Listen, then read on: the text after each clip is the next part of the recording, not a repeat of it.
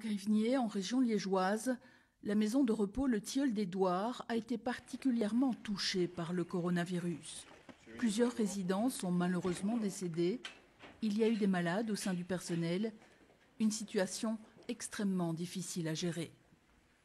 On s'imagine un petit peu le désarroi et peut-être même le dénuement total dans lequel les maisons de repos sont restées. Et donc, effectivement, pouvoir se rendre utile, je pense que c'est très revalorisant pour tout le monde. Et je peux vous garantir qu'au niveau de la défense, tout le monde voulait vraiment participer et faire de son mieux pour pouvoir se rendre utile et pouvoir aider les gens qui étaient certainement en première ligne et pour beaucoup d'entre eux en détresse.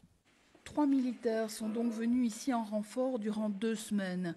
Un cuistot et 2 personnes du 3e élément médical d'intervention de Marche-en-Famenne pour assurer les soins aux résidents avec le reste de l'équipe.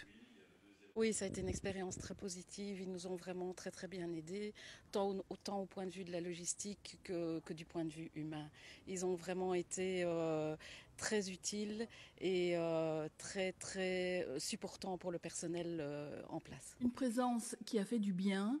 Mireille Cobréville l'a expliqué au ministre Goffin lors de sa visite. Vraiment beaucoup de bien. Ils ont apporté non seulement l'aide, bien sûr, mais un sourire, un regain d'énergie, vraiment une bouffée d'oxygène. Parmi les militaires appelés en renfort, il y a Simona et Alix, 2 membres de la composante médicale qui ont été accueillis à bras ouverts. Oui, c'est vraiment ça. Bras ouverts, grand sourire. On a vraiment senti qu'on était utile et qu'ils avaient besoin de nous. Donc notre aide a vraiment été appréciée et je pense qu'on ne peut pas rêver mieux quand on arrive dans une nouvelle équipe. Un accueil très chaleureux, mais un travail dur, émotionnellement, physiquement aussi. C'était difficile, oui.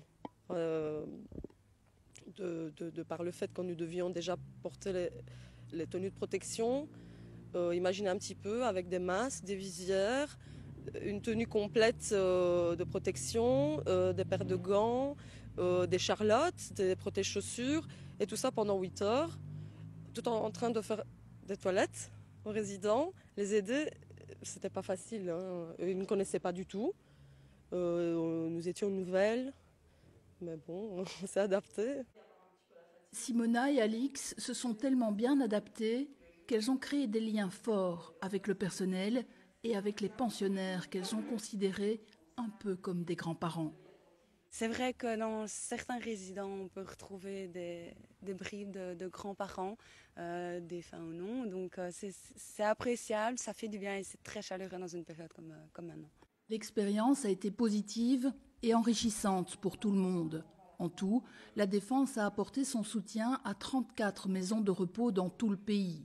Son personnel a répondu présent. Une fierté pour le commandant de la composante médicale, le général-major Pierre Nerings. Oh, immédiatement. Certains sont même plaints de ne pas avoir pu faire plus et certains n'ont pas eu l'occasion de pouvoir être ou donner un coup de main. Et ça reste pour certains un regret de ne pas avoir fait assez.